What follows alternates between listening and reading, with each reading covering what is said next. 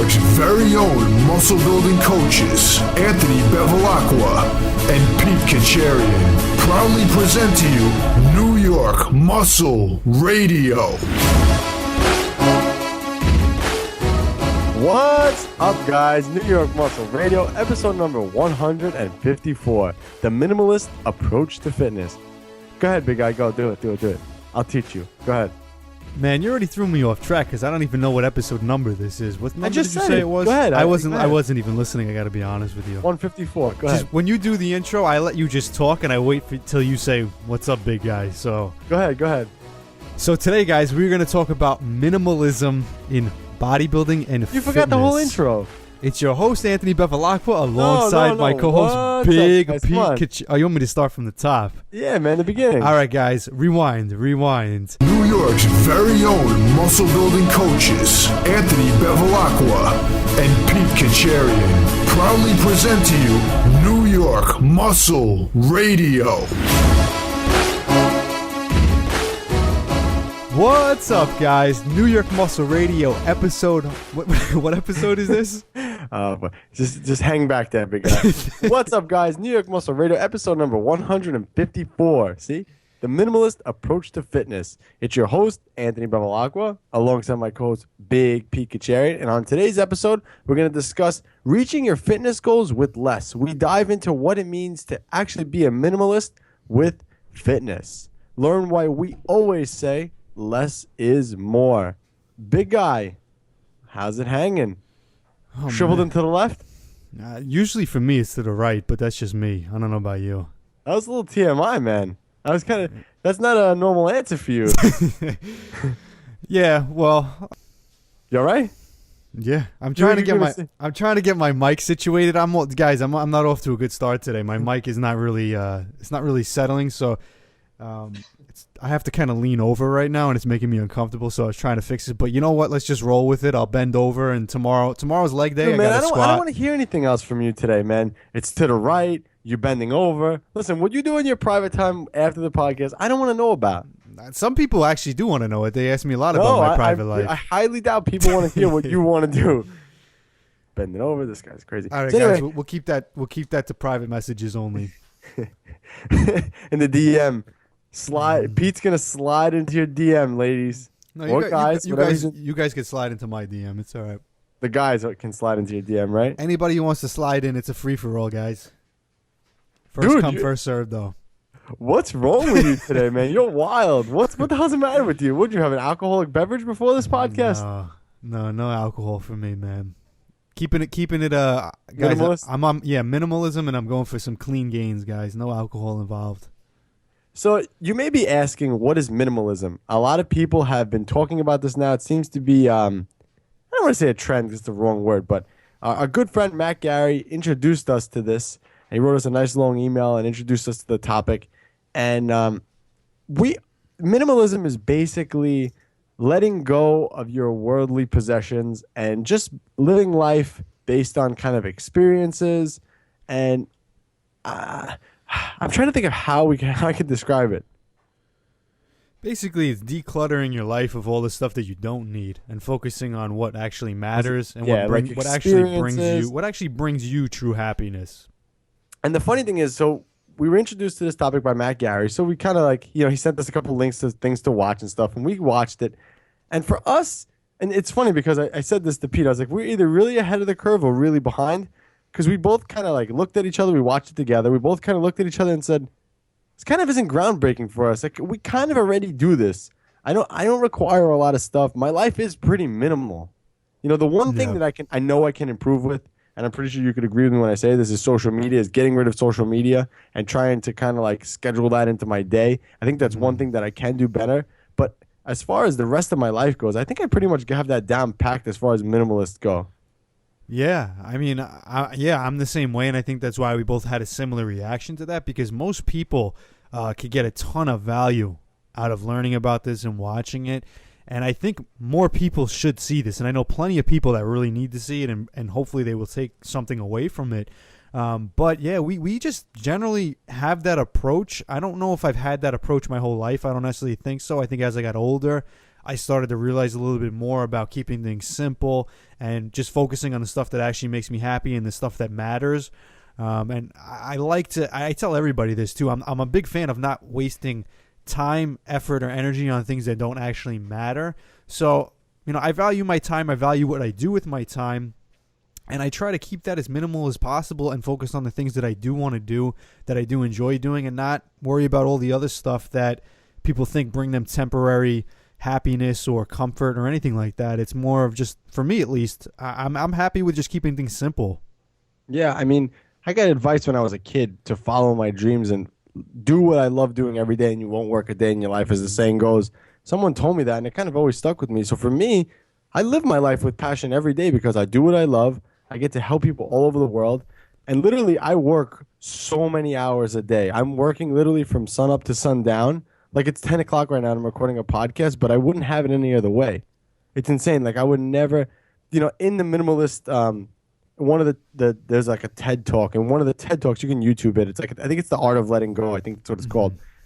They talk about, would you rather have a 9 to 5 where you earn $200,000 a year, or would you rather work 90 hours a week doing exactly what you love? And it's kind of like the opposite way. Like, I work the 90 hours a week doing what I love. So for me, every day is a new adventure, and I live my life with passion and purpose. And a lot of people don't. A lot of people end up going to jobs, dead-end jobs, not dead-end jobs, but a 9 to 5 where they're completely miserable, and they buy all this stuff, going in massive amounts of credit card debt to buy things they don't really want to try to make them happy. And I feel very fulfilled in my life. And for me, it's kind of like we said, it wasn't really groundbreaking for me. Right. And, the funny thing is, this is a huge, I don't want to say that my family doesn't agree with me on this, but it's a huge difference in our opinion on how you should live your life, what career path you should choose. My brother's an accountant. He works, I don't know how many hours a week. He's basically never home. Makes plenty of money. It's definitely worth it if you're looking at it from a monetary standpoint. But from a quality life standpoint, I would agree. I would definitely, my opinion is it's not worth it. But, my whole family comes from that background where, get a good job, make enough money so that you can buy a nice house, buy the things you want, and do what you want to do. But I always looked at that model of success and said, I don't find that to be, in my opinion, I don't find that to be successful. I rather, live a lifestyle with a job or a career that I enjoy doing, even if it doesn't necessarily pay the most money, even if I can't necessarily afford all these great things. But you know what? Every single day, I'm able to get up and do what I have to do and do what I want to do while enjoying my life. I don't need to make tons of money so that I could be stressed out all week and then take 2 vacations a year where I blow off all that steam and blow off all that money. It just never made any sense to me. Yeah, I think that a lot of people, especially I guess your parents, and I'm not calling your parents out on this, but that generation. You could call them out, actually. They should hear I'm not yelling at your mom, man. Our moms are friends. Yeah, I know. I'm not going to yell at your mom, and then my mom is going to have to defend me, and it's not going to be good, man. Our parents are going to, our moms are going to fight. My mom doesn't understand what I do and doesn't understand my lifestyle, but she supports what I do. My dad, on the other hand, probably just completely, he's just not for it. But that's okay. My mom. That's my son. He lifts cars. Yeah, my dad. Yeah. He's like, my son. He does podcasts. That's my son. He talks on the radio. Mm-hmm. No, but you know what it is? I think from that generation, things are very different then as they are now. Back then it was more like you get a job, you work 30 years, you retire, you have benefits, you're set for the rest of your life. Those days are long done. Long done. Like, you'll never see that. Even if you have a job today and you think it's secure, it's not. How many people have been working at the same job for over 20 years and end up losing their job? And you hear about this stuff all the time. And they have to start all over at 50. You know how many people I've seen that had that happen? It's not like that anymore, man. Nowadays, if you have a laptop and an internet connection, you can make a ton of money. Yeah, I mean, there's different ways without now. Working 9 to 5. There's different ways. Yes, it doesn't. The amount of time you spend is not directly reflecting how much money you make anymore. At one time, that was true. The good job and the long hours, you'll make more money. That was kind of the goal. Not so much at all anymore. In fact, that's probably depending on your situation and what opportunities you have, it's not necessarily the best route to even go. Well, bringing this all back around to fitness. So as soon as we watched this stuff and we did our research on minimalism, again, it wasn't really groundbreaking to us because we already kind of do that. I always kind of declutter my life. I love doing that. I love throwing shit out. Like, I'm notorious for that. My wife will scream at me all the time because I throw everything out, whereas my wife saves everything. So I have to really show her this documentary. But bringing it around to fitness, we were talking today, and we're like, you know what? Minimalism, the minimalist approach to fitness is something that everybody should know, because so many people make this way more complicated than what it is. I mean, we've said it time and time again on this podcast. It's all about calories in, calories out. If you want to get stronger, just lift more. It's like that simple. It's really, and people make all kind of crazy routines and this and that to try to, kind of sell you. And it's not like that. If you take the minimalist approach to fitness, which we're going to go over later, you're on the road for big gains. Yeah, and another thing, I like to mention this every once in a while. You've probably heard me say a few things about this in the past, too. Look, the minimalist approach is really just taking fitness, applying it to your life to get the results you want, and then moving on with your life, doing it as minimal as you have to get the job done so that you can move on with your life, enjoy your life, improve the quality of your life, not take over your life where, okay, now all I do is fitness. And that's a problem most people take, is they're not taking a minimalist approach to it. When that might be the reason they got into in the first place, is to improve other areas of their life. But now it is their life. That's not minimalism by any means. So I think the focus should be on anybody who has that issue is do what you need, as little of it as you need to improve your life through fitness, and then take the improvements that fitness brings to your life and go and enjoy it. Go out, live your life, go do the things you want to do with a healthier body, better looking body, a stronger body. Do what you got to do, leave it, and then go live your life. Matt wrote us in the email that Matt wrote us, Matt Gary. He explained that, instead of having people get us gifts anymore, we asked for, kind of like gift cards and like experiences. Like, so in other words, don't buy me a gift for my birthday, take me out for my birthday. Right. And I've always done that. I've done that since I'm a kid, because to me, I don't care about the material item. I'd rather hang out with my friend. I'd rather do something fun that's going to last a lifetime. Like, I'd love to go on vacation and experience things, because those are the experiences that you never forget. It's that. My wife takes a ton of pictures when we go on vacation, a ton of pictures. I hardly have any pictures, and I don't need them because all these memories are in my head. Like, I live for that stuff. So I think a lot of people miss that in life. And again, when you're stuck, and I don't want to say dead-end job because it's the wrong way to put it, but if you're stuck at a 9 to 5 and you're just miserable and you have to look forward to that one vacation a year, if that's the case, then you might as well live it up and live for those experiences and try to make little experiences all the time. So if you work 9 to 5 Monday through Friday, take a weekend trip somewhere. Don't look to go to the store and buy new clothes like that's going to help your situation. It's not. Right. Go and make the time that you have outside of work better. Yeah, my approach with the way I spend my money, Anthony has joked on the podcast before that I'm cheap. Pete's got T-Rex arms. No, but see, like, if I'm buying stuff for myself, I love when I make you laugh, man. I love when I throw you off and I make you laugh like that. It always makes me crack up. I really don't, though. Like, but the example I was gonna get it. That's what that means. Yeah, I know. The example I was getting into was like, I'm cheap when it comes to buying items for myself. Like, I'm not gonna pay top dollar for the nicest sneakers, the nicest jeans, the nicest jacket. Dude, I hate buying sneakers for that reason alone. Yeah. They're so expensive. So I buy whatever I need, what's comfortable, what looks good, does the job. If anybody sees the way I dress, so you buy New Balance? Sometimes I go to Walmart and I buy the, Shaquille O'Neal has his line of sneakers. That's not FUBU. What's the name of that line? I forget what it's called. That's so funny. Dude, you know what? Don't laugh, everybody who's listening to this. But I actually wanted to buy a pair because they're cool looking, actually. Yeah, they do look pretty cool. But they're affordable sneakers for, like, kids. That's what it's for. Oh, dude, remember when, what the hell was the name of that store that they had the sneakers on sale for $7? Starberry. Every pair of sneakers were like $15 maximum. Yeah. Everything in the store was $15 and under. I had so many pairs of them. They got the job done, But the way like I said, is I'll spend money on stuff like that. I'll save money on stuff like that. But then let's say I'm going out somewhere on a trip, or even if I'm going to a dinner or something, like, and it's a night out, it's with friends, and it's at a place I haven't been before. It's a nice restaurant. I won't feel bad about spending money on the best item on the menu that I want, the dessert that I want, the drink that I want, even if I know it's costing me a lot of money, because that's making that experience that much better, to eat the best food, to have the best drink on the menu, and then just to truly enjoy that moment. If you know, and you basically, if you spend money on that, that happiness from that moment, that night, you're going to remember for a long time, as opposed to, okay, I paid $75 for this pair of sneakers instead of $35, when they're going to do the same thing anyway. They're going to make me feel good for 5 minutes when I put them on, but then they're going to lose its value anyway. And then again, it's the same thing for fitness. I mean, like we said, we're minimalists when it comes to fitness too. So Pete's able to enjoy luxuries like that in life and still fit it into his progress and still make progress and second guess his training and nutrition. So we'll come back to all that, man. I want to save some meat for the end of this podcast.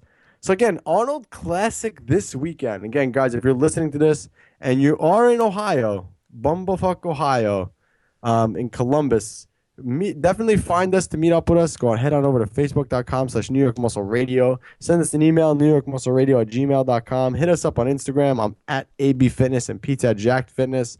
And our Facebook group, I mean, you guys know how to get in touch with us by now at this point. But if you're in Ohio and you are listening to this, maybe you're a first-time listener listening to this and you like what we're saying and you're in Ohio, send us a message. We want to meet you. We want to get a picture with you.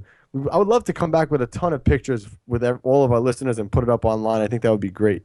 Yeah, guys, if you see us or if you message us and want to meet up with us, do not be afraid to stop us and ask us for pictures. You guys are not bothering us. And a lot of times people have said that to us.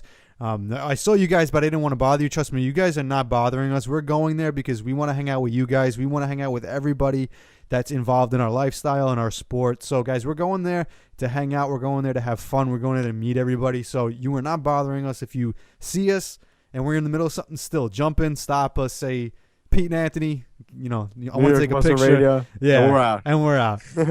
But we'll also if you're a good-looking woman, just wait. Look for the guy with the douchey haircut and the big arms. That's Big Pete. Yeah, I'm sure there'll be a special line for him. I'll make sure I got it all looking good for you. But well coiffed. When are you getting a haircut, man? Your hair's kind of long, right? Yeah, I got to shave and I got to get a haircut tomorrow, probably. And then we'll leave Thursday morning. So I get cleaned up so I look good and presentable for everybody in Ohio. But we're also going to have some of our New York Muscle Radio gear with us. We're going to have our strong grips with us. We'll have the grips with us, and we'll have our new product. Here, go ahead. You can talk about it. Yeah, which I'm excited to talk about because technically we have it just in time for the Arnold Classic. So it is pretty much an Arnold Classic pre-launch that we are going to be running on this. So we have our newest addition to the New York Muscle Radio supplements. We have our protein powder, but the newest addition is the Taxidrol. So for anybody who doesn't know what Taxidrol is, it's the #1 natural testosterone booster on the market. So if you're natural and you're trying to increase your testosterone, if you suffer from low testosterone, or if you just want to maximize your progress and you want to max out your natural testosterone, this is definitely the #1 supplement for you guys. If you guys want to look up the information on it too, there's a lot of science behind it. There's a lot of studies you can look up on it and see that it actually does work. It's not a gimmick. It's not one of these products that it's basically just an amino acid in a pill, something stupid that doesn't work. It's actually tried and true.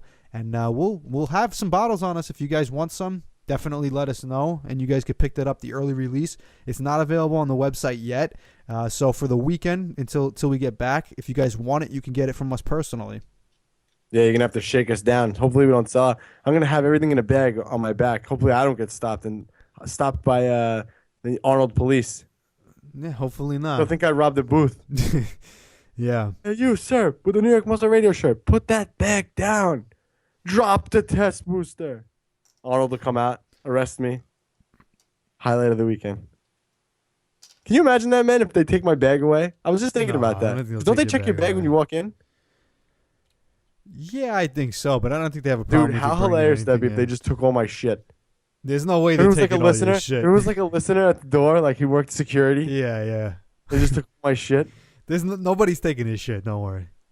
Oh man, but yeah, dude, so now this is the main question of the night right now. You ready for this question? Yeah. Who is competing in the Arnold Classic this year? It's sad, but nobody cares, man. I have no idea. I couldn't even tell you. Not that there's not a exciting lineup, but there's not an exciting lineup. if you know what I mean. I don't even know who's competing. I couldn't tell you. The reason I say that is because bodybuilding has taken such a back seat to everything else lately, where it used to be the main event, and yeah, it's still the main event, but everybody going to the Arnold Classic is not going to the Arnold Classic to watch the bodybuilding show. Unfortunately, there's plenty of people are. There's still bodybuilding fans and fanatics, but that's not what the industry is anymore. It's really not. Unfortunately, that is not the main feature. It's almost kind of like the side attraction to everything else going on. Everyone wants to go and meet I don't know, Cali Muscle and Rich Piana and Pete and Anthony from New York Muscle. Exactly. Like that's what the Arnold has turned into, which is, it's just that's what it is now. Yeah. And it's funny, I know who's competing in the Arnold Classic, powerlifting wise, as opposed to the bodybuilding stuff. Because I want to compete there. That's where I want to be. So I'm like studying those guys and girls and just trying to see who's competing that would be in your weight class. So if you were to do it next year, who would you be going up against? Actually, to be honest, that's the only weight class I don't know who's in it. I think LS McLean is competing. I think. Is he in your weight class? Yeah. Man, that's a. that's I'm sorry, we got to work on your bench, Anthony. Yeah, we got to work on that bench. Like 200 pounds to it. Yeah. Freaking guy. I'm gonna move to Texas and eat steak and potatoes all day. That's what he does. I'm sure you'll add at least 100 pounds to that bench. Who got it better than him, man? He throws women in the air and eats steak and potatoes all day. And then he goes and benches. His testosterone's probably through the roof. Oh, it has to be.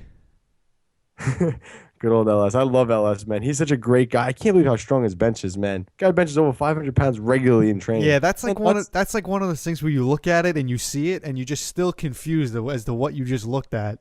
It was like a Skip LaCourse Maxwell TD back in the day when he's deadlifting more or less weight than he's benching. Yeah.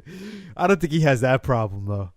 No. LS. Although I'm sure his bench is, I don't know how much higher is his bench than his squat and his deadlift. Who? LS? LS McLean. I mean, I'm sure I know he's a well-rounded lifter, but his bench is just so damn strong, I want to say his squat is in the six somethings, high sixes. I want to say. Yeah. I don't know. I'm not 100% benching sure. Like 500. Yeah. And then I think his deadlift is around the same, 700-ish. I don't know off my head. Strong man. Strong dude. Yep. There's guys like that. What are you going to do? It is what it is, right? You just got to keep there and just keep working away at it. And one day I'll be up there next to him. That'll be there, man. One more year, right? You're going to be there next year. Yeah. I mean, I'll be there regardless. We always go. We end up going every year. It ends up becoming like a guy trip. It is. It really is the guys' weekend. All right. Let's move on to the trending fitness topic. And this was actually your topic. You want to talk about it? You know what it was? What you told me today when we were working out? No, I already forgot. Man, your memory is not good. You need some ginkgo biloba. It's minimalism, guys. I focus on only the things that matter. It must not have been that important. That's because you're a selfish prick. The only thing you really pay attention to is yourself. Yeah. Why? What was it? Refresh my memory. About the gym. Dude, really? I really don't remember. I brought this up to you? Yeah. About it was based on the other trending topic that we had. I have no idea what you're talking about. So a couple episodes back, I talked about the Iron Addicts gym closing down. Yeah. Oh, yeah. I didn't know this was a fitness topic. We just talked about this. I know. I just said that. I know. So it's the same thing. No, but we didn't know who it was. Oh, yeah. Just to reiterate what we said the last time that we said, everybody, if you guys listened to the last episode, we talked about the Iron Addicts gym getting busted for dealing steroids in the Miami Iron Addicts gym. Me and Anthony were talking about this, saying that the Iron Addicts gym, the franchise, the name, that's CT Fletcher's, but we weren't sure whose gym it was. I brought up to Anthony today, actually, that I realized that it was actually Mike Rashid's gym. That was the Miami Iron Addicts gym, the one that got raided. So it was CT Fletcher's name, the gym, but he has no actual affiliation with that gym other than the name. It's that's Mike Rashid's name. Doesn't that guy claim he's natural? That I don't know. I have no idea. He's just another guy on YouTube. That's about all I know about him. Oh, I could have swore he claimed he was natural. He probably does, just knowing YouTube guys, but I wouldn't be surprised. Phil Heath's natural too, man. Did you know? He might have mentioned it a couple times. Yeah, he just eats a lot of chicken breast. Yeah, he just eats a little bit more than everybody else. They put hormones in the chicken breast nowadays. You know that? That's the secret. Oh, dude, I'll never forget one day I was asking. I don't know if I talked about this on the podcast or not, so it's maybe a repeat story for those of you who listen in regularly. But I'll never forget the one time I asked someone. They actually looked like they were gaining some size, and I was genuinely concerned. I said, well, not concerned, like curious, like, oh man, you look good. You look like you put on some weight, some real solid muscle in the past couple of weeks. What have you been doing? Yeah, I upped my protein. That was the response. Yeah, I upped the protein. I've been having more chicken. That's what they told me. And I was like, so like, really, dude? Say I'm taking some supplements. Just say something like that. You really got to say it's chicken? Really? Yeah, you know how many times I've heard that before? Like, that was an isolated incident for you, but I've heard that so many times, like the exact same thing. Yeah, I've been eating a lot more protein. Yeah. Yeah, right. Like, as if the more protein you eat, the bigger you get. It just doesn't work that way. It'd be nice, but it don't work that way. Oh, man, it'd be nice is right. I remember not once, but like for a while, I was having like 400 grams of protein when I was a kid thinking that. That's a lot of freaking protein, man. I've never even attempted that much. I've gone up to 350 maybe. But even that's a lot. It wasn't even sustainable for maybe more than a 2-3 week period max, which is very, very hard. One, convenience-wise, to get that down. And two, just your stomach. If you don't have the stomach for it, and most people don't when you're approaching 300-400 grams a day, you're just going to feel terrible on it. And then you're going to realize that it's not helping you anyway. So you probably end up stopping it, just like I think everybody else who's tried that before. Yeah. I don't know. Well, that's all I got for the trending fitness topic today, but I just wanted to reiterate that. So, guys, we're going to move on. We're doing a New York Muscle Radio Muscle Meal segment. This is just a cool thing that we wanted to add in because we gotten some requests for muscle-building foods and stuff that we eat. A lot of people out there are foodies, man. You consider yourself a foodie? No, not at all, actually. I keep my meals so simple because Minimalist. It's funny. I mean, whatever you want to call it, but I keep them so simple just because it doesn't take much for me to enjoy my food. I enjoy food in general. Like, I don't have to go crazy with it to make it taste better. If I'm just in the mood for chicken and rice or steak and potatoes, I'll make a steak and I'll make a potato. Maybe I'll spice it. Maybe I'll season it. That's pretty much all I need. I don't need to go crazy. I mean, every once in a while you get a craving, especially when you're dieting and you want to make like a creative breakfast snack or a dessert. Or yeah, but that's a rarity on the whole. Like, maybe on a holiday or something, if I'm dieting and like there's going to be cakes and dessert, I'll make like a protein cake or something like that. Or like an ice cream or something with protein that's a little healthier. But like on a regular basis, I keep it simple. Yeah, minimalist approach. But so anyway, so there's a lot of foodies out there. And they like to hear what we talk about food, and they want to know about stuff that we eat. So I figured we'd give them a little insight on what goes on backstage in the New York Muscle Radio studios when it's lunchtime, when that lunch bell rings, what we have. So today it was actually pretty funny. I had the same meal pre and post workout, and I believe you did too. Yeah, not knowingly. Which was funny, but yeah, just happened. So again, we take a minimalist approach to this again. Every 5 minutes, minimalist. This is a minimalist podcast, man. So we do, and for me, all the time, it's always about convenience, and time. Because I'm literally scheduled every second. I have to be doing something. If I miss like an hour, I'm done. I'm done. So I always like to make sure that I have something quick and easy. So a quick and easy meal for me, and I usually have this pre-workout. Today, like I said, I had a post-workout with my co-host here, is very basic, a whey protein shake. I literally take it. We'll talk about this in a second, but I literally take it. I shake it in a shaker bottle. I pour cereal, any kind of cereal. I measure it out how much I need. That's pretty much my carb source. Add it in. Throw my shaken shake over the cereal. And I enjoy. Today I cut up a banana in there and then some strawberries, and it was like I felt like a kid again.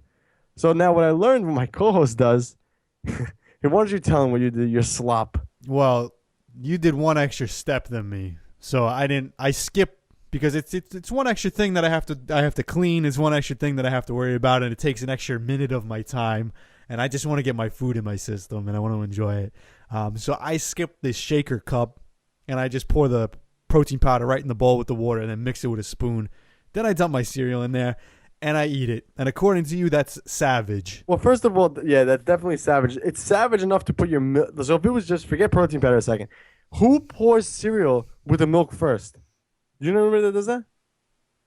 No, well, I wasn't pouring the milk. I was pouring savage, the protein man. powder. You pour your milk first and then the cereal on top of it? That's fucked up. Then the cereal's all messed up. It's not like all mixed in. So that was weird. You did the protein first. I'd never seen him. Like, what the fuck are you doing? And you're like, oh, I'm mixing my shake. I was actually in the middle of talking to Anthony about like just an idea. I was starting to like, vent and tell him my ideas, and my mind was working. And I was in the middle of pouring my protein powder and mixing it, and he just cuts me off like, dude, what are you doing? And I was like, what? Like to him, it was like the weirdest thing he's ever seen. And I'm like, the weirdest thing ever. I'm just making my cereal. Because I usually put it in a shaker, but like I said, I measure out the cereal and then I pour the shake over the cereal.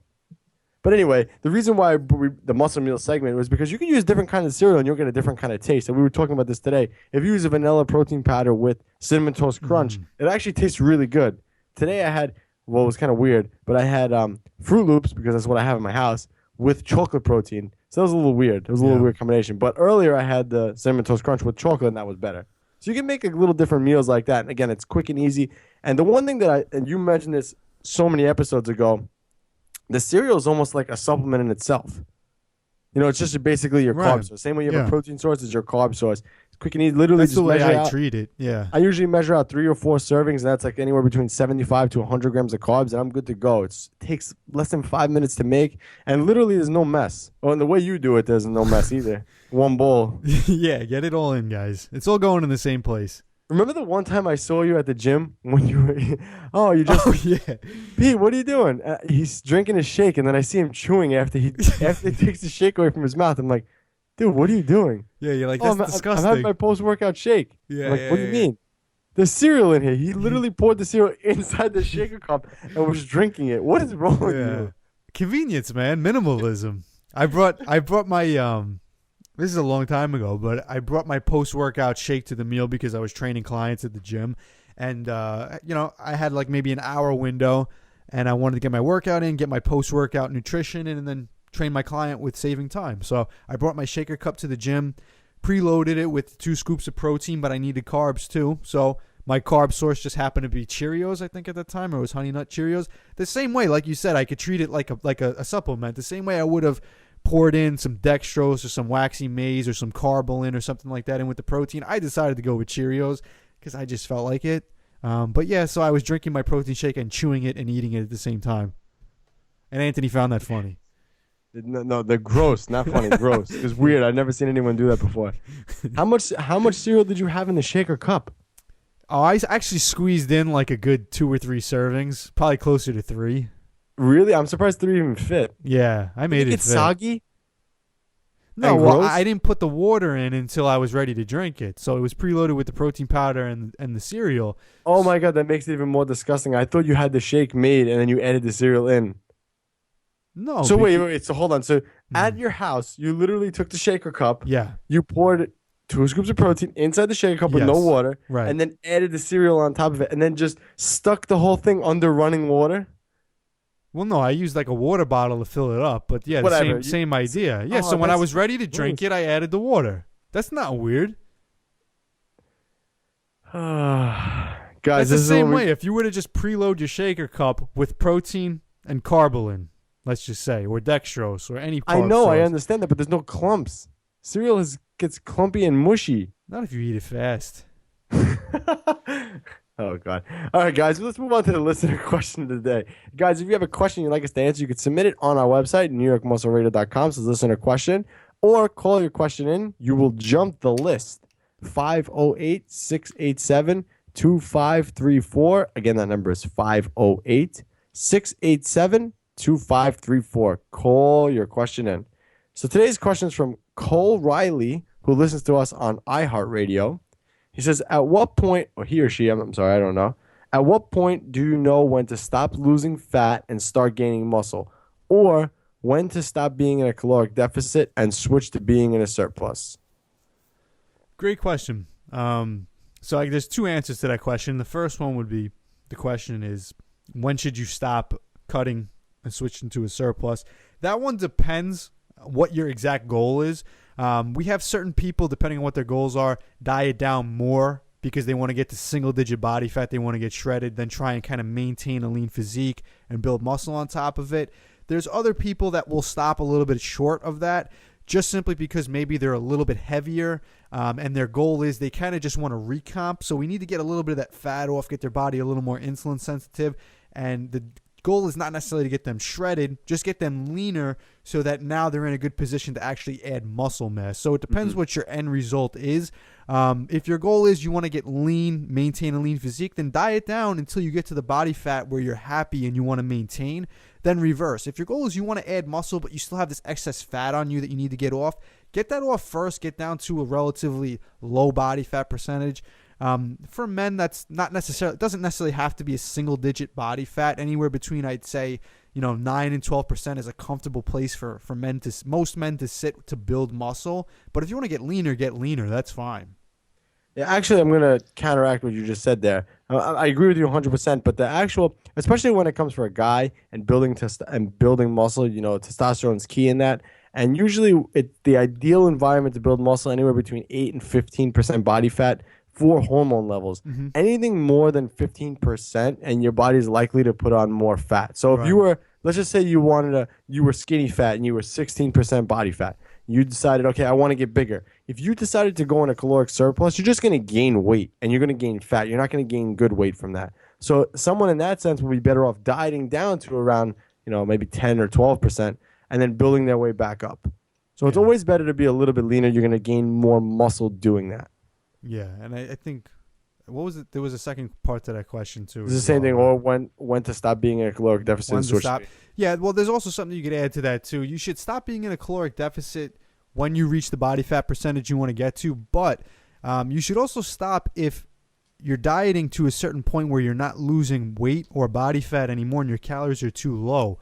That could be a sign that you actually need to increase your calories, pull yourself out of that deficit a little bit, get that metabolism revved up a little bit again before you start to try to diet down again. Because sometimes if you crash diet, you're going to find yourself hitting a wall with really, really low calories and not losing any weight. So at that point, it's actually not beneficial to stay in that deficit. It'll actually be more productive to pull yourself out of it, get the metabolism revved up a little bit, and then you could lower them again if you want to diet back down. Yeah, I agree. I have nothing else to add to that. This is the Big Pete Kacharian Show, guys. All right, let's move on to the quote of the day, New York Muscle Raiders quote of the day. I'm saving this for right before the commercial break because the quote of the day is from the TED Talk from the Minimalists. So today's the Minimalist podcast, and we're keeping it minimal here. So let's keep this simple, man. Go ahead, play the quote today. Got it? But I certainly didn't feel successful. And it got to a point in my life where I didn't know what was important anymore. But one thing was clear. There was this gaping void in my life. So I tried to fill that void the same way many people do, with stuff. Lots of stuff.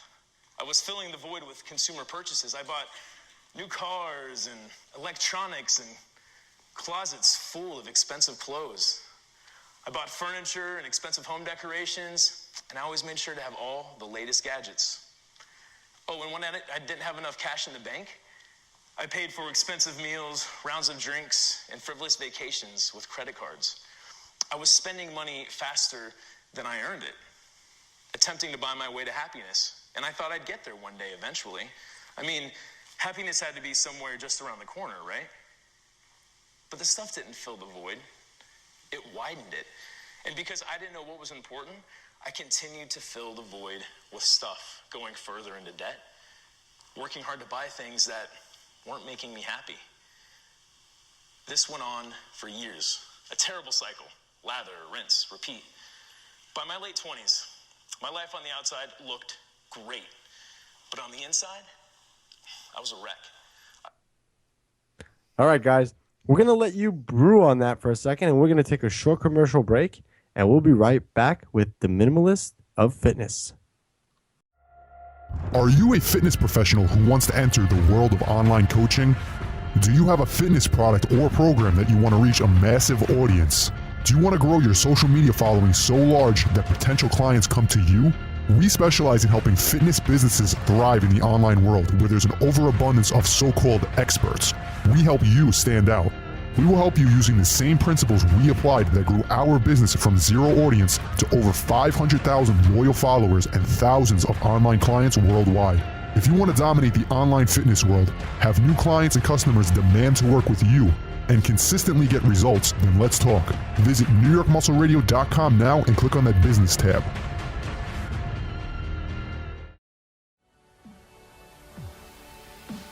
Do you want to get the results you've always dreamed of?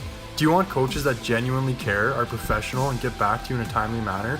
Do you want to be stronger, healthier, and look better naked? Then let me tell you, New York Muscle Radio is definitely your answer. Since working with them, I can hardly believe the results.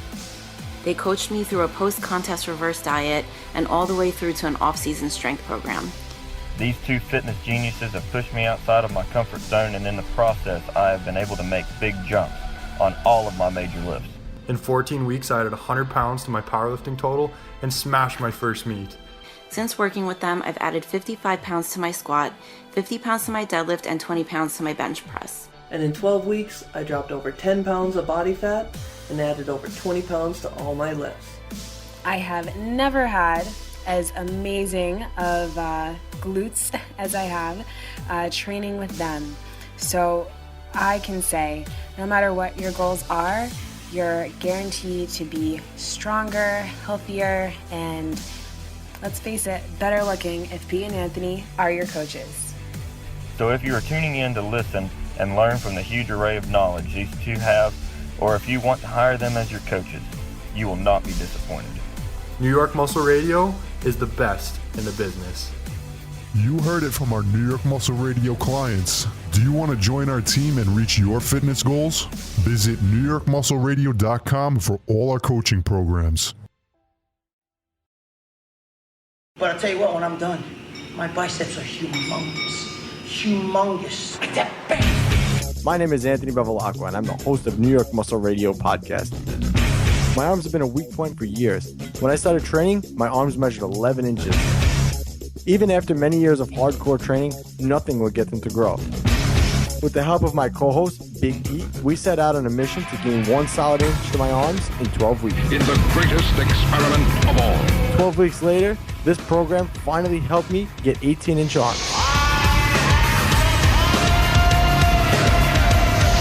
The 12-week arm experiment, the ultimate arm growth program, ebook, the audio book, and the workout video. Pick up your copy now on NewYorkMuscleRadio.com.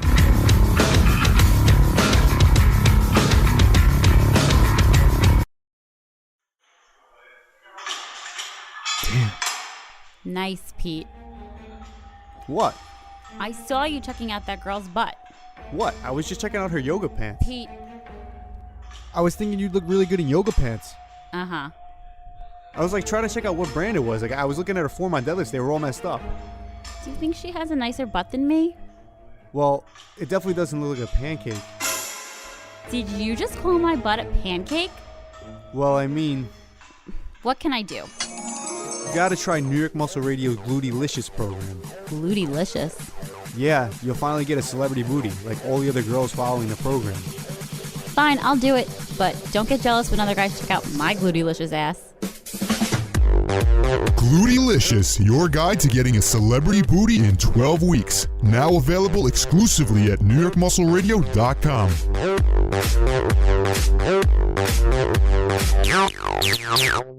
Hey, great coffee. Doesn't it taste good as fresh perk? Better. Better than those girls make at the office? Honey, their coffee can't hold a candle to yours. Coffee, the world's only instant coffee that's fortified with muscle-building protein. Visit buyproteincoffee.com now. What's up, New York Muscle Radio listeners? It's your co-host, Big Pete Kacharian, and I'm glad you're all listening. Put down that tilapia and asparagus. Learn how to get bigger, stronger, and leaner eating what you want. Pick up a copy of Cracking the Flexible Dieting Code exclusively at NewYorkMuscleRadio.com. But for now, let's get to the show. All right, guys, we're back. The minimalist approach to fitness. So, as you've just heard from our quote of the day, the TED Talk from the minimalist guys, basically explaining what minimalism is. So, let's give the New York Muscle Radio definition of minimalist when it comes to fitness. So, right now, from this point on, everything with minimalism, we're talking fitness now. So the New York Muscle Radio definition of minimalism is keeping it simple when it comes to training and nutrition. Not overcomplicating anything, not looking for some fancy formula that you have to do to get it done. Go into the gym, work out, eat your calories, and be done. Yeah, I mean, the only thing I would add to that is, the goal is focus on what matters and discard all that other stuff that really does no benefit to helping you reach your goals. Yeah. So why is less more when it comes to fitness then? Well, there's really only a certain amount of things that you have to cover to reach your goals. And people in the fitness industry focus and complicate on, they complicate all this other stuff and they focus on these other things that don't matter. On the surface, they might look like they make a little bit of a difference, when in reality, if you focus on the few things that you really need to do to get the job done, all these other little gimmicks and things don't really make any other difference. So there's only a very small amount of things that you need to do to build muscle, to burn fat, to get stronger. And it's the process of just doing these things on a regular basis over a long period of time that gets you the results. It's not doing 1,000 different things for 1 month that gets you crazy results. It's doing a few things, 1, 2, 3 things for 6 months, a year, 2 years, 3 years, 5 years, 10 years that gets you the results you want.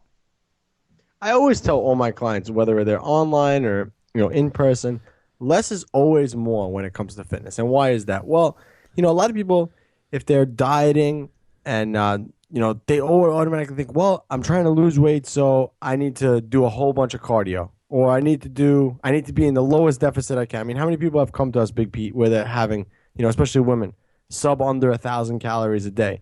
So most people think that when they want to lose weight, they have to go to that maximum effort approach.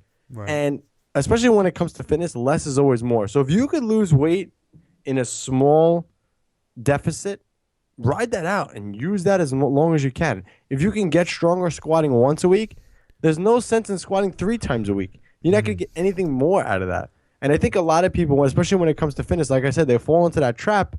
I mean, I've done it so many times too. I want to get bigger. So I eat more and more and more and more and more, and you end up getting fat. Right. It happens to all of us. It's in some sense. Right. Once you get to the point where you're doing something that's actually resulting in what you want, stop there and just keep doing it over a long period of time. There's no need to go beyond that. So if you're losing weight right now with your current cardio and nutrition approach, keep doing that until you stop losing weight. Then if you have to do more, but don't go from doing 30 minutes of cardio 3 times a week to, okay, next week now I'm going to do 60 minutes of cardio every single day. You don't need to go that far. If you're getting the job done with that amount, do that. Let it do its work, get the results, and move on with your life and do whatever else you want to do with your time. The reason why less is always more, too, is because at some point in time, whether your goal is to gain, lose, get stronger, you're going to end up plateauing.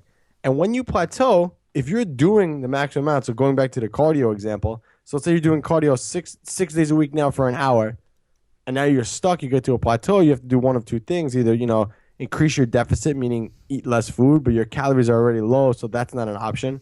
Or do more cardio. If you're doing 6 days a week of cardio for an hour every day, how much more cardio can you actually do?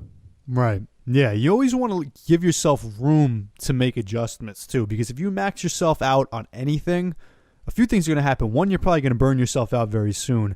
The other thing is, if you get to the point where you stall because your body does always adjust, you have no room to change anything. If you're already doing the maximum amount that you even have time for in a given day or a week, you just have there's nothing else to go to beyond that. And, you're just kind of shooting yourself in the foot with that. So the goal is just do what you need to do to get the job done and leave it at that. That's always been my recipe for everything fitness related. That's with cardio. Do as little cardio as you need to lose fat. Weight training, same thing. Do as many sets as you need to stimulate muscle growth. There's no need to do extra sets. Protein, there's no need to eat additional protein once you max out protein synthesis. Calories, same idea. Yeah. So let's move on to training. So what is the minimalist approach to training? And this I like You know, so many people make this so much more complicated than it has to be, you know, especially when it comes to programming and things like this. You know, there's all different styles of programming: daily undulating periodization, linear periodization, block periodization, you know, all different types of ways to get stronger and just to progress your training. A lot of people seem to forget, like, having all these things are fine and dandy, but you can get paralysis by analysis by trying to figure out which one works. When in reality, all you got to do is go into the damn gym and train, and you'll get stronger. Right. Yeah, I can't tell you how many times I've had somebody ask me, okay, they might come to me with a specific muscle group. Pete, I want to improve my legs. I want to improve my glutes. Women, I get this question probably the most out of anybody. I want to improve my glutes. I want to improve my legs. What workout routine should I do? And they look at me weird when I give them this answer, and I say, what do you squat right now? You know, they might say, oh, I could squat 50 pounds. And I tell them, okay, listen, I don't care how you do it. Go to the gym. Focus on, from now until the next 3 months, get your squat from 50 pounds, get it up to 100 pounds, or get it up to 135 pounds, or whatever number it is. I don't care how you do it. If you go to the gym, squat 5 days a week, you squat 1 day a week, you squat twice a week, you do 1 set, you do 20 sets. Whatever it takes for you to get from 50 pounds to 100 pounds, 150 pounds, that's what you have to do to get an improvement in that body. So you focus on that rather than the actual numbers, the sets, the reps, the routine, and you focus on what matters. And what matters is getting your body stronger, getting your muscles stronger. You're going to see an improvement. So a lot of times people look for the actual method when the method is not really the answer. The method is just a path to take you to the results that you're looking for.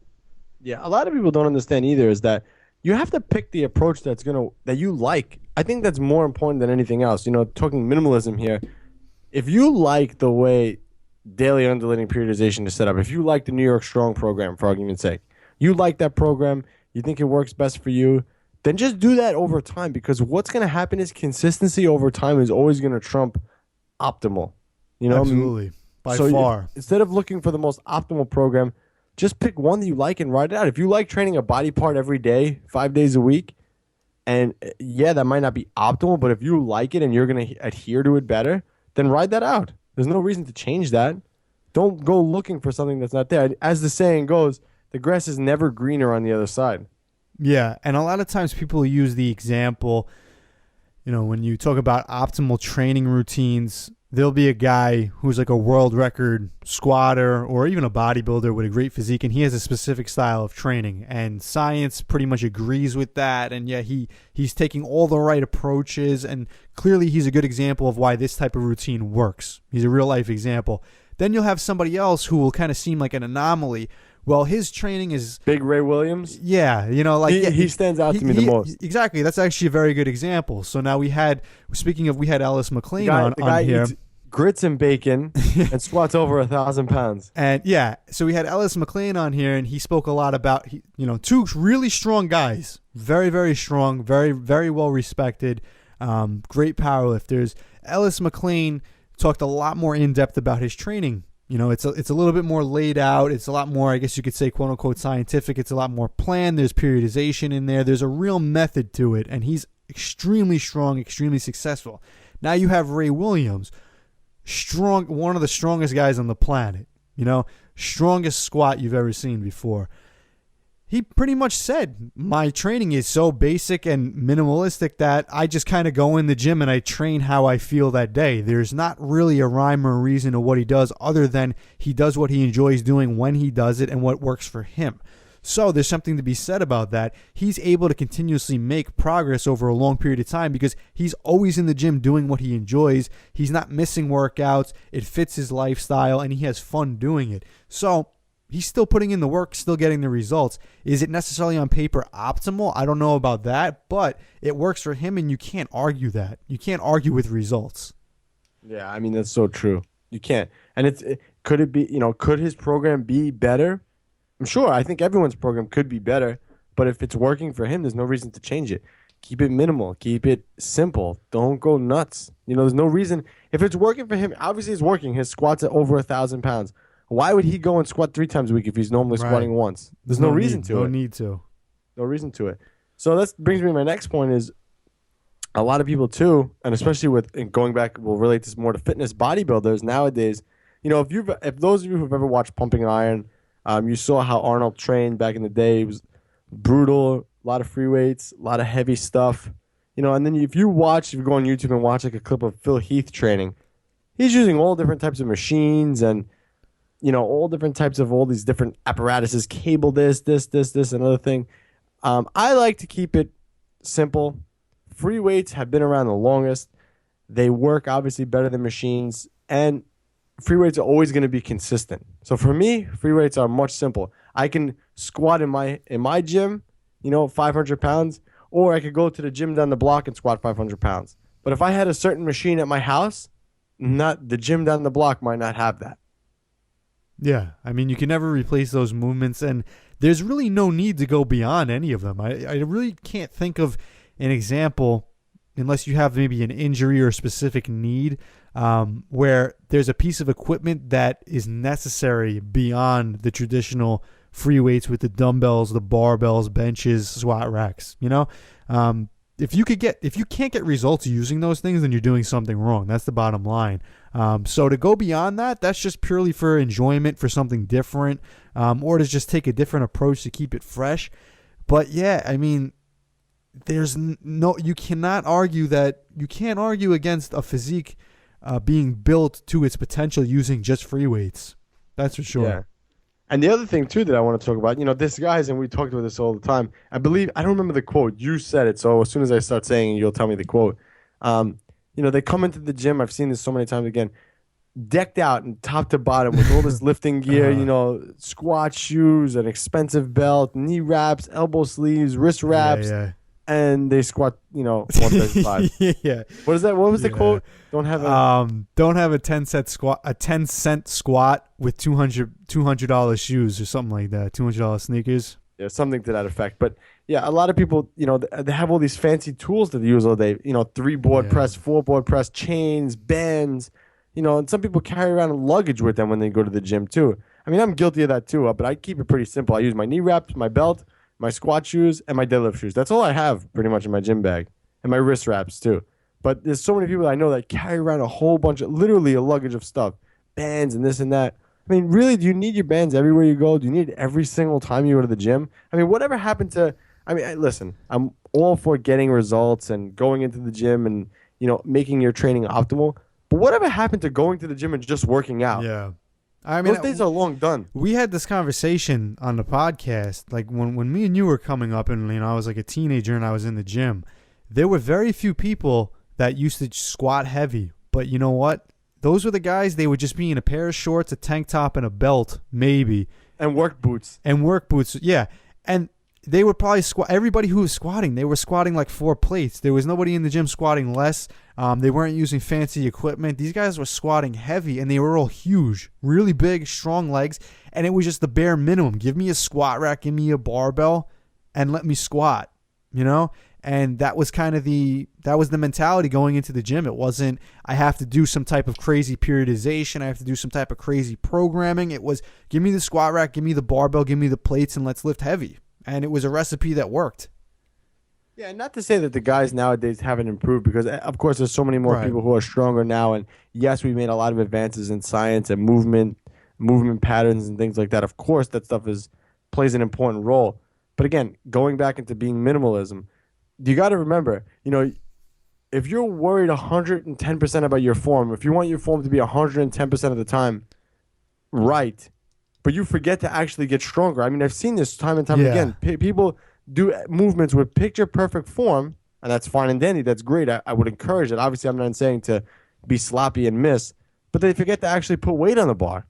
Right. It's the same thing with barbell curls. You could do curls in a strict fashion, and you're going to only get out of them a certain percentage. As soon as you add a little bit more weight on there and you kind of heave the weight up and use a little bit of loose form, you're going to get so much more out of that. Yeah, and I'm not saying that people should go in and use bad form. That's not what I'm saying at all. But keeping a minimalist approach, you want to keep your form around 90 to 100% of the time, obviously. But if you want to get stronger at the same time, so last time I tested, it was a 550 squat that I hit. That last squat was a grinder, but my form was pretty good. Right. Yeah, and just using that example too. A lot of people, with the squats, guys just in the gym back in the day, going in, squatting 4 plates. That type of strength, that type of muscle is impressive, and it can be built just on minimalism as far as even your training methods go. It just, if you tell somebody go in the gym and just squat heavy, you can get them up to a 4-plate squat. That doesn't take crazy routines, having to do the perfect set and rep scheme. Everyone's always asking this. The reason I keep bringing this up is because there's so many questions I'm getting lately through the emails. It's just like, should I switch to 5 sets of 5, 10 sets of 3, 7 sets of 6, or whatever it is? And so many times it's like, okay, how much do you squat now? Oh, well, I squat 2 plates. It's like you can milk just linear progression all the way up 3 plates, 4 plates. When you're a top level power lifter and you're trying to eke out 5 more pounds, 10 more pounds, and you're squatting 500-600 pounds, that's really where that comes into play. Now you have just newbies coming in the gym saying, oh, I heard DUP is great. I heard, this 4 times a week or squat every day is great. Just go in the gym and just squat, guys. Go in the gym and bench. And trust me, you keep focusing on getting stronger, you will get stronger. Yeah, couldn't agree more. So let's talk about the minimalist approach for flexible dieting. I mean, we alluded to this earlier in the podcast. See that I'm using big words, man. I'm trying to sound smart. We got to add a little bit more intelligence to this podcast. Yeah, intelligence. All right, so again, we alluded to having flexible dieting and why it's a minimalist approach earlier in the podcast, but practicing flexible dieting definitely allows you to be a human being, and keeping fitness. I'm trying to think of how to put this. So basically, I think the easiest way to explain this is with a story.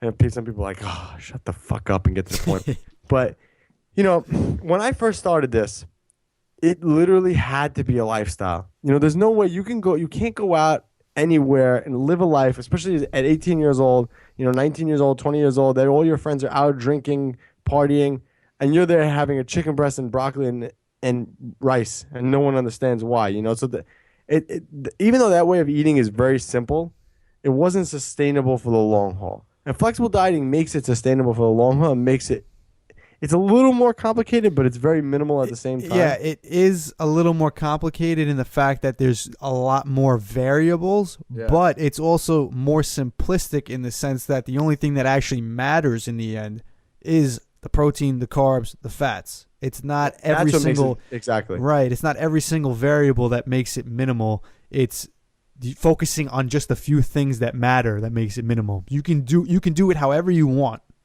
but it's only those few things that matter. Exactly. It doesn't matter if you're eating a chicken breast or pizza. As long as you're hitting your calories for the day, you're good to go. So this is why we recommend flexible dieting, because it'll allow you to sustain and make progress no matter what. So you can go out and enjoy other aspects of your life.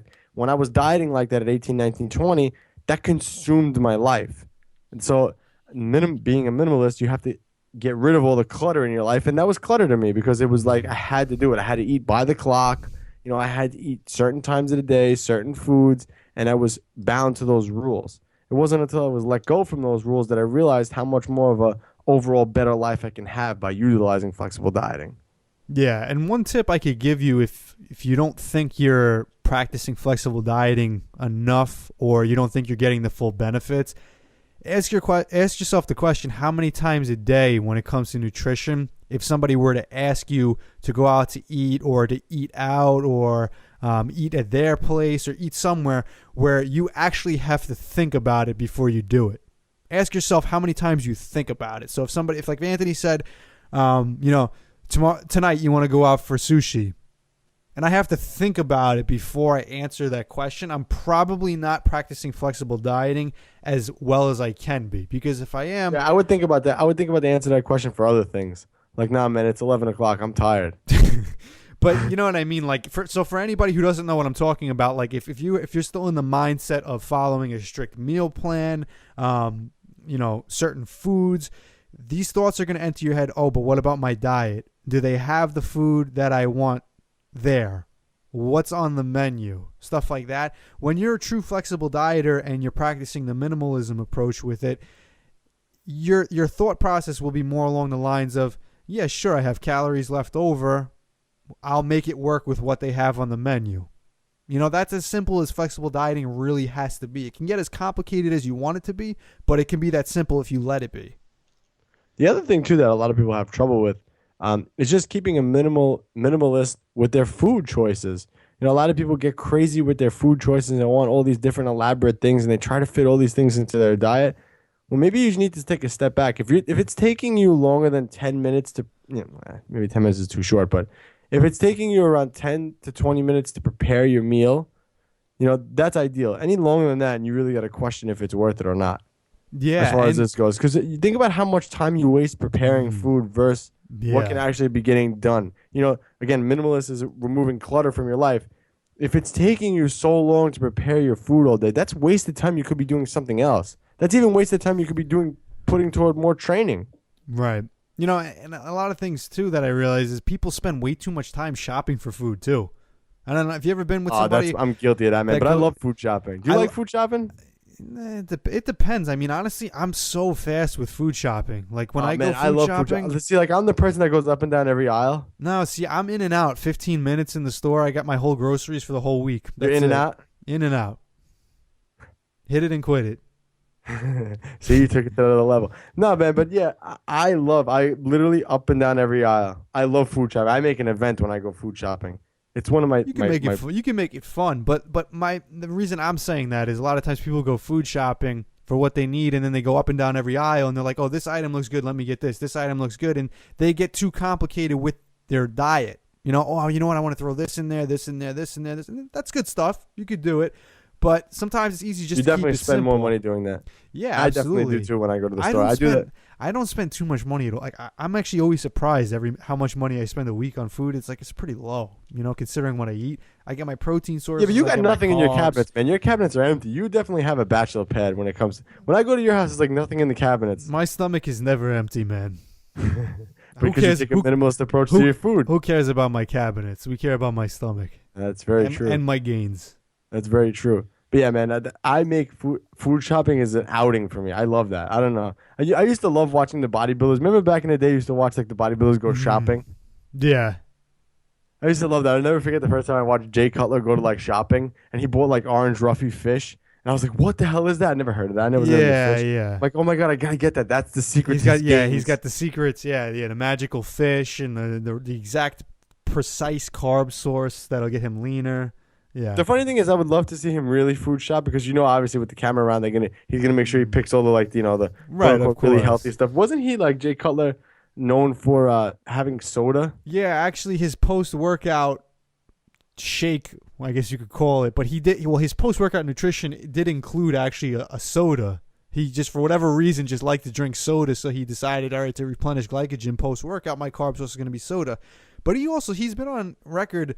Admitting that a lot of times he used to eat candy and stuff like that, like during his contest prep to get carbs in. He used to carb up before contests using just candy, sweets, stuff like that, just because he enjoyed it.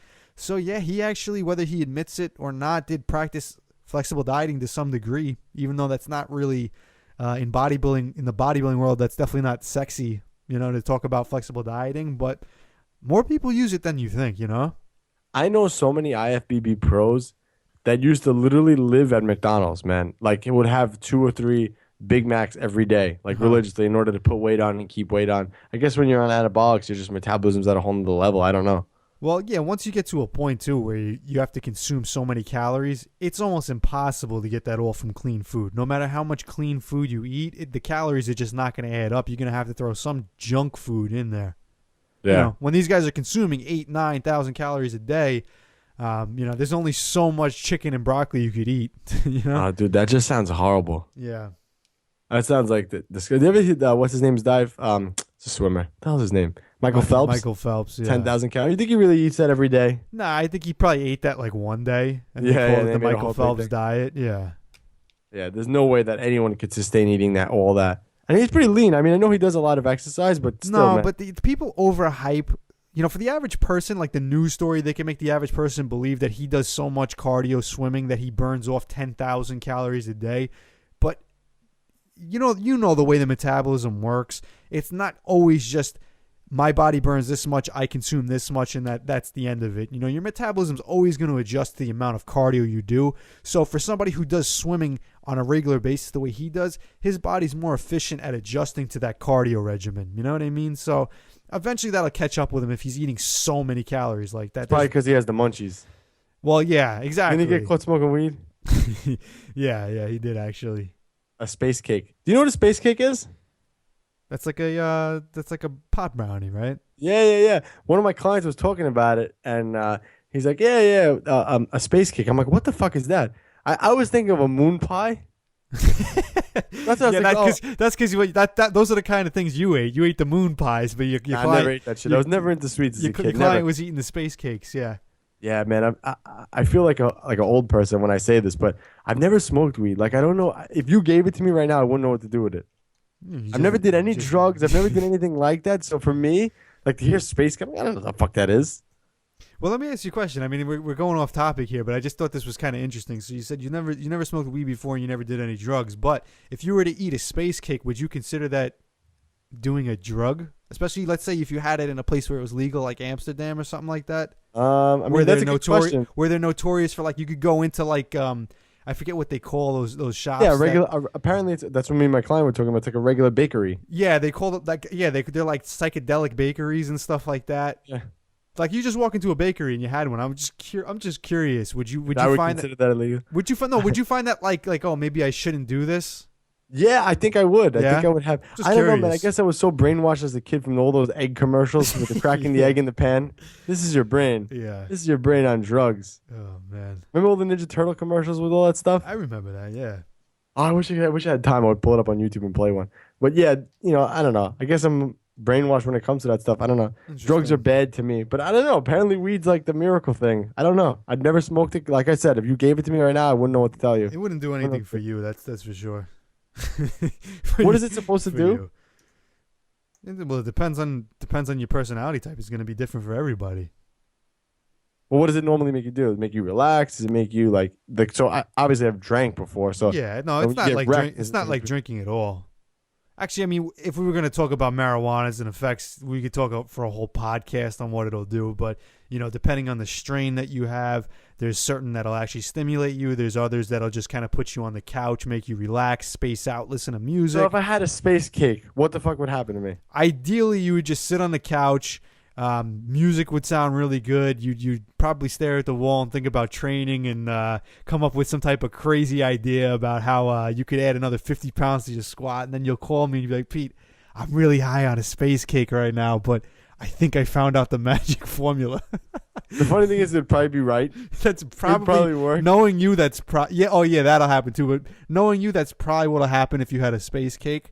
And then we might find you like somewhere in like one of the brothels in Amsterdam. You never been to Europe, right? How do you know so much about all this?